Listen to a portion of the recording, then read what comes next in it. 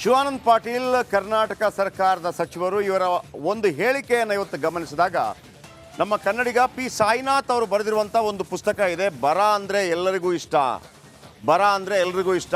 ಅದು ಯಾವ ಕಾರಣಕ್ಕಾಗಿದೆ ಅಂತಂದರೆ ಬರ ಬರಲಿ ಅಂತ ಕಾಯ್ತಾ ಇರ್ತಾರೆ ಅಧಿಕಾರಿಗಳು. ಬರದ ಸಂದರ್ಭದಲ್ಲಿ ಕೋಟ್ಯಾಂತರ ರೂಪಾಯಿ ಬರುತ್ತೆ, ಅದನ್ನು ತಿಂದು ತೆಗಬಹುದು ಅಂತೇಳಿ. ಅದೇ ರೀತಿಯ ಹೇಳಿಕೆಯನ್ನು ಶಿವಾನಂದ ಪಾಟೀಲ್ ಹೇಳಿಕೆ ಈಗ ಮಾತ್ರ ಅಲ್ಲ, ಈ ಹಿಂದೆ ಕೂಡ ಕೊಟ್ಟಿದ್ರು. ಬರ ಬರಲಿಂತ ರೈತರು ಕಾಯ್ತಾ ಇದ್ದಾರೆ ಅನ್ನುವಂಥ ಹೇಳಿಕೆ. ಈ ಹಿಂದೆ ಕೂಡ ಇಂಥ ಹೇಳಿಕೆಯನ್ನು ಕೊಟ್ಟಿದ್ರು ಶಿವಾನಂದ ಪಾಟೀಲ್. ಅವರು ಹೇಳಿದರು 5 ಲಕ್ಷ ಸಿಗತ್ತೆ ಅಂತೇಳಿ ಆತ್ಮಹತ್ಯೆ ಮಾಡ್ಕೋತಾರೆ ಅಂತೇಳಿ. ಆಮೇಲೆ ದುಡ್ಡಿನ ಬಗ್ಗೆ, ದುಡ್ಡನ್ನು ಯಾವ ರೀತಿ ಎರಸ್ತಾ ಇದ್ರು ಹೈದರಾಬಾದ್ನಲ್ಲಿ ನೀವು ನೋಡಿದ್ವಿ. ಪದೇ ಪದೇ ಶಿವಾನಂದ ಪಾಟೀಲ್ ಅವರ ಉಡಾಫೆ ಉತ್ತರ. ಅಂದು ರೈತರ ಆತ್ಮಹತ್ಯೆ ಬಗ್ಗೆ ಶಿವಾನಂದ ಪಾಟೀಲ್ ವ್ಯಂಗ್ಯವಾಡಿದ್ರು. ಈಗ ಮತ್ತೊಮ್ಮೆ ಬರಗಾಲದ ವೇಳೆ ಹೈದರಾಬಾದ್ನಲ್ಲಿ ದುಡ್ಡಿನ ಮಳೆ ಸುರಿಸಿದ್ರು.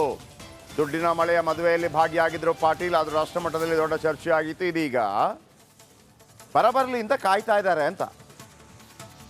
ಯಾಕಿಂಥವ್ರನ್ನೆಲ್ಲ ಯಾವ ಕಾರಣಕ್ಕಾಗಿ ನೀವು ಸಚಿವ ಸಂಪುಟದಲ್ಲಿ ಇಟ್ಕೋತೀರಿ? ತೆಗೆದು ಬಿಸಾಕಿ. ನಿಮಗೆ ನೆನಪಿರಲಿ, ಟಿ ಜಾನ್ ಎನ್ನುವಂಥ ಓರ್ವರು ಈಗ ಅವರು ವಿದೇಶರಾಗಿದ್ದಾರೆ. ಮಾತಾಡಬಾರ್ದು ನಾವು, ಆದರೂ ಒಂದು ವಿಚಾರ ನೆನಪು ಮಾಡ್ತೀನಿ. 2004ರಲ್ಲಿ ಓಕೆ ಏನು ಹೇಳಿದರು ಮೊದಲಿಗೆ ಕೇಳಿಸ್ಕೊಳ್ಳಿ, ಆಮೇಲೆ ಹೇಳ್ತೀನಿ ನೋಡಿ. ಇದು ಕಳೆದ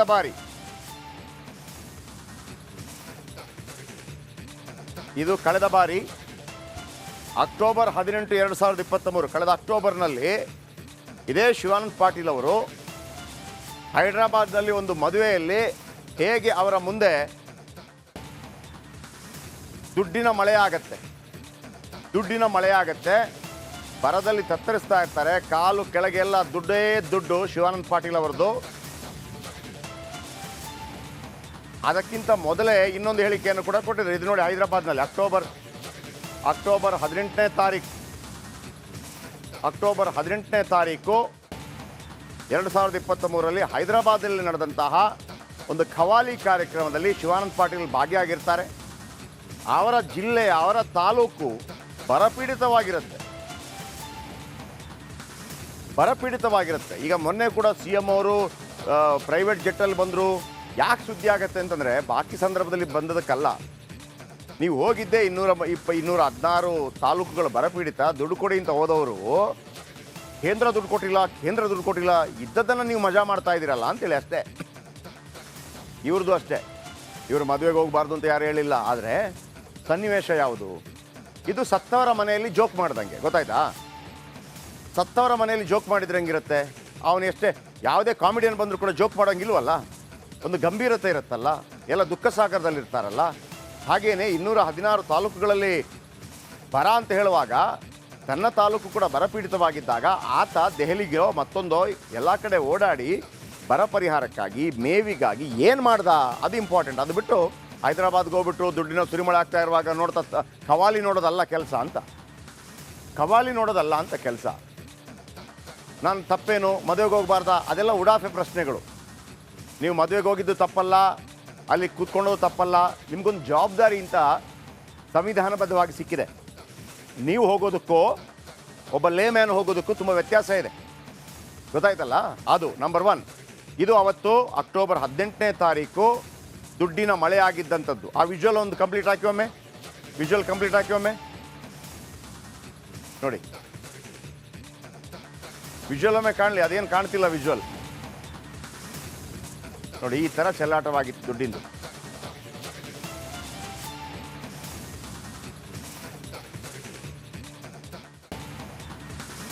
ಇದು ಅಕ್ಟೋಬರ್ 18ನೇ ತಾರೀಕು. ಇವ್ರಿಗೆ ಅನಿಸಿಲ್ವಾಗ ಬರಪೀಡಿತರಾಗಿದ್ದಾರೆ, 5 ಲಕ್ಷಕ್ಕಾಗಿ ಪಾಪ ಜನ ಸಾಯ್ತಾ ಇದ್ದಾರೆ, 5 ಲಕ್ಷಕ್ಕಾಗಿ ಆತ್ಮಹತ್ಯೆ ಮಾಡ್ಕೋತಾ ಇದ್ದಾರೆ ಅಂತ ಹೇಳಿದಂಥ ಈ ಮನುಷ್ಯ ಅಲ್ಲಿ ಹೋಗ್ಬಿಟ್ಟು ದುಡ್ಡಿನಿಂದ ಕೂತಾಗ ಅಲ್ಲಿ ಯಾವುದೇ ಹಣ ಬಿದ್ದಿರಲಿಲ್ಲ. ನಿಮಗೆ ದುಡ್ಡು ಹಾಕ್ತಾಯಿದ್ರು, ದುಡ್ಡು ಎಸಿತಾ ಇದ್ರು.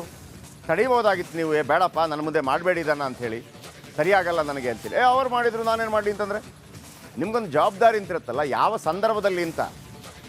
ನೀವೊಬ್ಬ ಲೇಮ್ಯಾನ್ ಆಗಿ ಹೋಗಿದ್ದಿದ್ರೆ, ಒಬ್ಬ ಸಾಮಾನ್ಯ ವ್ಯಕ್ತಿಯಾಗಿ ಹೋಗಿದ್ದರೆ ಅದು ವಿಚಾರ ಅಲ್ಲ.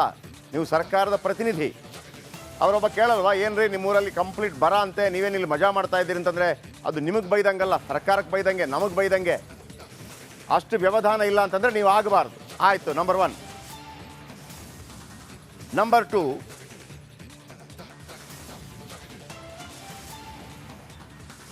ಇದು ಒಂದಾಯ್ತಾ. ಈ ಹಿಂದೆ ಮತ್ತೊಂದು ಹೇಳಿಕೆಯನ್ನು ಕೊಟ್ಟಿದ್ರು.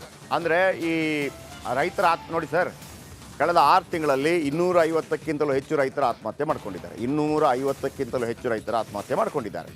ಬರ ಇದೆ, ನೀರಿಲ್ಲ, ಆಮೇಲೆ ಅವರು ಮೋಟಾರ್ ಪಂಪ್ ಜಾಸ್ತಿ ಉಪಯೋಗಿಸ್ತಾ ಇದ್ದಾರೆ, ಅದಕ್ಕೆ ಡಬಲ್ ಬಿಲ್ ಬರ್ತಾ ಇದೆ. ಇದೆಲ್ಲ ಪ್ರಾಬ್ಲಮ್ ನಡುವೆ ಆಮೇಲೆ ಕೇಂದ್ರದಿಂದ 6,000 ರೈತ ಸಮ್ಮಾನ ಬರ್ತಾ ಇತ್ತು, ಕರ್ನಾಟಕ ರಾಜ್ಯ 4,000 ಎಕ್ಸ್ಟ್ರಾ ಕೊಡ್ತಾ ಇತ್ತು, 10,000 ಬರ್ತಾ ಇತ್ತು. ನೀವು ನಿಲ್ಲಿಸಿದ್ದಕ್ಕೆ ನೀವು ಬೇರೆ ಬೇರೆ ಸಬೂಬುಗಳನ್ನು ಕೊಡ್ತೀರಿ. ಓಕೆ, ಅದನ್ನು ಒಪ್ಕೊಳ್ಳೋಣ. ನಾವು ಬೇರೆ ಮಾಡಿದ್ದೀವಿ, ಗೃಹಲಕ್ಷ್ಮಿ ಕೊಟ್ಟಿದ್ದೀವಿ, ಅದು ಕೊಟ್ಟಿದ್ದೀವಿ, ಇದು ಕೊಟ್ಟಿದ್ದೀವಿ. ಓಕೆ, ತೀರ್ಕೊಂಡವರಿಗೆ, ಆತ್ಮಹತ್ಯೆ ಮಾಡ್ಕೊಂಡವರಿಗೆ 5 ಲಕ್ಷ ಪರಿಹಾರ ಅಂತ ಸರ್ಕಾರ ಮಾಡಿತ್ತು. ನೀವೇನು ಹೇಳಿದ್ರಿ ಆಗ? 5 ಲಕ್ಷ ಪರಿಹಾರ ಸಿಗತ್ತೆ ಅಂಥೇಳಿ ಎಲ್ಲ ಆತ್ಮಹತ್ಯೆ ಮಾಡ್ಕೋತಾ ಇದ್ದಾರೆ. 1 ಕೋಟಿ ಕೊಡ್ತಾರೆ, ನೀವು ಯಾರಾದರೂ ಆತ್ಮಹತ್ಯೆ ಮಾಡ್ಕೋತೀರಾ? ಹಾಂ, ಅವತ್ತೊಮ್ಮೆ ಸದನದಲ್ಲೊಮ್ಮೆ ದೊಡ್ಡ ಚರ್ಚೆ ಆಗಿತ್ತು. ಸಾಲ ಮಾಡಿದವ್ರು ಆತ್ಮಹತ್ಯೆ ಹೌದು, ಸಾಲ ಮಾಡಿದವ್ರು ಆತ್ಮಹತ್ಯೆ ಮಾಡ್ಕೋಬೇಡಿ, ಸಾಲ ತೀರಿಸಿ. ವಿಜಯ ಮಲ್ಯ ಆತ್ಮಹತ್ಯೆ ಮಾಡ್ಕೊಂಡ್ರಾ? 9,000 ಕೋಟಿ ಸಾಲ ಇಲ್ವಾ? ಆತ್ಮಹತ್ಯೆ ಮಾಡ್ಕೊಂಡ್ರಾ? ನೀವು ಯಾಕೆ ಆತ್ಮಹತ್ಯೆ ಮಾಡ್ಕೋತೀರಿ? ಆಮೇಲೆ ಇಂಥ ಉಡಾಫೆ ನಾಯಕ 5 ಲಕ್ಷ ಸಿಗುತ್ತೆ ಅಂತೇಳಿ ಆತ್ಮಹತ್ಯೆ ಮಾಡ್ಕೋತಾರೆ ಅಂತಂದರೆ ನಾವು ಕೂಡ ಇಡೀ ರಾಜ್ಯ ಜನ 1 ರೂಪಾಯಿ ಹಾಕ್ಬಿಟ್ಟು ಕೇಳ್ತೀವಿ, ಆತ್ಮಹತ್ಯೆ ಮಾಡ್ಕೋತೀರಾ ಅಂತ ಕೇಳಿದ್ರೆ ಹೆಂಗಿರುತ್ತೆ? ಆ ಹೇಳಿಕೆ ಗಮನಿಸಿ.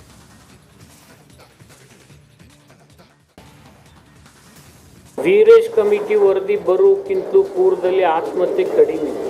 ಏನು ನಾವು 5 ಲಕ್ಷ ರೂಪಾಯಿ ಪರಿಹಾರ ಕೊಡಲಿಕ್ಕೆ ಪ್ರಾರಂಭ ಮಾಡಿದ್ವಿ 2015 ನಂತರ, ಅವತ್ತಿನಿಂದ ರಿಪೋರ್ಟ್ ಆಗೋದು ಜಾಸ್ತಿ ಆಗ್ತಾ ಇದೆ. ಕೃಷ್ಣಾ ನದಿ ನೀರು ಪುಕ್ಕಟ್ಟದ, ಕರೆಂಟು ಪುಕ್ಕಟ್ಟದೆ, ಮತ್ತು ಭಾಳಷ್ಟು ಮುಖ್ಯಮಂತ್ರಿಗಳು ಬೀಜಾನು ಕೊಟ್ಟರು, ಗೊಬ್ಬರನೂ ಕೊಟ್ಟರು. ಇನ್ನು ರೈತರಿಗೆ ಏನಪ್ಪ ಅಂತಂದ್ರೆ ಒಂದೇ ಆಸೆ ಇರ್ತದೆ, ಮ್ಯಾಗ ಬರಗಾಲ ಬೀಳಲಿ ಅಂತೇಳಿ. ಯಾಕಂದ್ರೆ ಸಾಲ ಮನ್ನಾ ಆಗ್ತದೆ.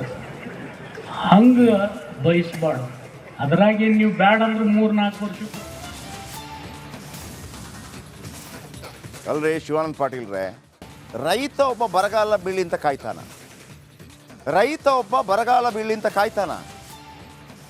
ಅಧಿಕಾರಿಗಳು ಕಾಯ್ತಾರೆ, ನೀವು ಕಾಯ್ತೀರಿ. ಯಾಕೆ ಹೇಳಿ? ಬರಗಾಲ ಅಂತ ಹೇಳುವಾಗ 216 ಜಿಲ್ಲೆ ಬರಗಾಲ ಇದೆಯಲ್ಲ, 17,000 ಕೋಟಿ ರೂಪಾಯಿ ಕೊಡಿ ಅಂತೀರಿ. ನಿಮ್ಮದೇ ಸರ್ಕಾರದ ಈ ಹಿಂದಿನ ಪ್ರಧಾನಮಂತ್ರಿಗಳೊಬ್ಬರು ಒಂದು ಮಾತನ್ನು ಹೇಳಿದರು, ದೆಹಲಿಯಿಂದ ನಾವು 1 ರೂಪಾಯಿ ಕಳಿಸ್ಕೊಟ್ರೆ ಅದು ಜನರಿಗೆ ಸಿಗೋದು 15 ಪೈಸಾ ಮಾತ್ರ, 85 ಪೈಸಾ ಯಾರು ನಿಮ್ಮಂಥವರೇ ತಿಂದಿದ್ದು. ಈಗಲೂ ಅಷ್ಟೇ 17,000 ಕೋಟಿ ರೂಪಾಯಲ್ಲಿ ರೈತರಿಗೆ ಹೋಗುತ್ತಾ? ಅದು 40% 50% ನಿಮಗೆ ತಿನ್ನಲಿಕ್ಕೆ. ನೀವು ಮತ್ತು ರೈತರು ಅದನ್ನು ಹೇಳ್ತಾ ಇರ್ಬೋದು, ನೀವು ಮತ್ತು ಅಧಿಕಾರಿಗಳು ಹೇಳ್ತಾ ಇರ್ಬೋದು, ರೈತರ ಬಗ್ಗೆ ಮಾತಾಡಬೇಡಿ. ಈ ಹೇಳಿಕೆಯನ್ನು ಕೊಟ್ಟಿದ್ದು ಶಿವಾನಂದ ಪಾಟೀಲ್. ಫಸ್ಟ್ ಹೇಳಿಕೆಯನ್ನು ಕೊಟ್ಟರು 5 ಲಕ್ಷ ಸಿಗತ್ತೆ ಅಂತೇಳಿ, ಆತ್ಮಹತ್ಯೆ ಜಾಸ್ತಿ ಆಗಿದೆಯಂತೆ. ಆಮೇಲೆ ಏನು ಬರ ಬಂದರೆ ದುಡ್ಡು ಸಿಗತ್ತೆ ಅಂತೇಳಿ ಬರ ಬರ್ಲಿಕ್ಕೆ ಕಾಯ್ತಾರೆ. ಏನ್ರಿ ಇದಾದ ನಂತರ ನನಗೆ ಮದ ಬಂದಿಲ್ಲ, ಮತ್ತೊಂದು ಬಂದಿಲ್ಲ. ನಿಮಗೆ ಮದ ಅಲ್ಲ, ನಿಮಗೆ ಕಂಟ್ರೋಲ್ ತಪ್ಪಿದೆ, ಮಿದುಳಿನ ಕಂಟ್ರೋಲ್ ತಪ್ಪಿದೆ ಸರ್. ಸಮರ್ಥನೆ ಬೇರೆ. ಏನು ಯಾರೋ ಒಬ್ಬ 4 ಜನ ನಗ್ತಾರೆ ಅನ್ನೋ ಕಾರಣಕ್ಕಾಗಿ, ಚಪ್ಪಾಳೆ ಹೊಡಿತಾರೆ ಕಾರಣಕ್ಕಾಗಿ ಇಂಥ ಹೇಳಿಕೆಗಳನ್ನು ಕೊಡಬಾರ್ದು. ಈಗ ಸಮಜಾಯಿಷಿ ಕೊಟ್ಟಿದ್ದಾರೆ, ಕೇಳಿಸ್ಕೊಳ್ಳಿ.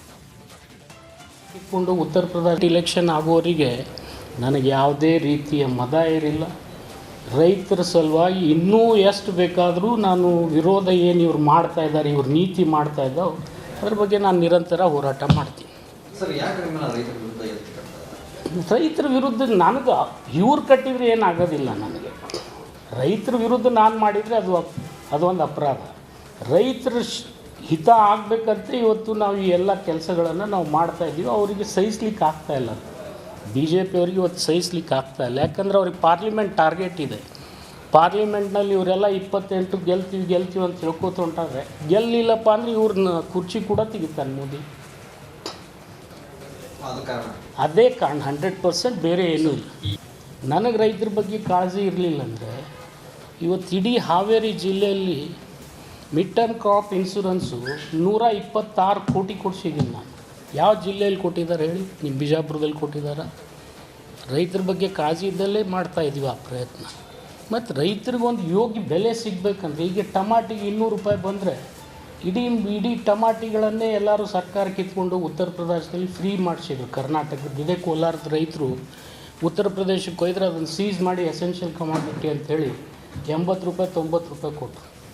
ಇಲ್ಲಿ 200 ರೂಪಾಯಿ ಖರೀದಿ ಮಾಡಿದರು. ಅಲ್ಲಿ ಹೋಗಿ ಅಷ್ಟು ಕೊಟ್ಟು ಬಂತು. ಅವಾಗ ಏನು ಮಾಡಿದ್ರು ಇವರೆಲ್ಲರೂ? ಮತ್ತು ಇವತ್ತು ಇವರೆಲ್ಲ ನಾನು ವಿನಂತಿ ಮಾಡ್ತೀನಿ, NCT ರವಿ ಇರ್ಬೋದು, ಅಶೋಕ್ ಇರ್ಬೋದು, ಭಾಳ ಮಂದಿ ಯಾರ್ಯಾರು ರಿಯಾಕ್ಟ್ ಮಾಡಿದ್ದಾರೆ. ನಿಮ್ಮಲ್ಲಿ ಅಷ್ಟು ರೈತರ ಬಗ್ಗೆ ಕಾಳಜಿ ಇತ್ತಂದರೆ ಶುಗರ್ ಎಕ್ಸ್ಪೋರ್ಟ್ ಬ್ಯಾನ್ ಮಾಡಿ ತೆಗೀರಿ, ರೈಸ್ ಎಕ್ಸ್ಪೋರ್ಟ್ ಮಾಡಿ ಬ್ಯಾನ್ ಮಾಡಿ ತೆಗೀರಿ, ಉಳ್ಳಾಗಡ್ಡಿ ಎಕ್ಸ್ಪೋರ್ಟ್ ಆಗೋದನ್ನು ಯಾಕೆ ನಿಲ್ಲಿಸಿದ್ದೀರಿ? ಇವೆಲ್ಲ ನಿಮ್ಮ ನೀತಿಯಿಂದ ಇವತ್ತು ರೈತರ ಶೋಷಣೆ ಆಗ್ತಾಯಿದೆ. ಇದು ತಪ್ಪಿದೆ. ಮತ್ತು ರೈತರ ಸಾಲ ಮನ್ನಾ ಮಾಡಬೇಕು ಮೇಲೆ ಅಂದರೆ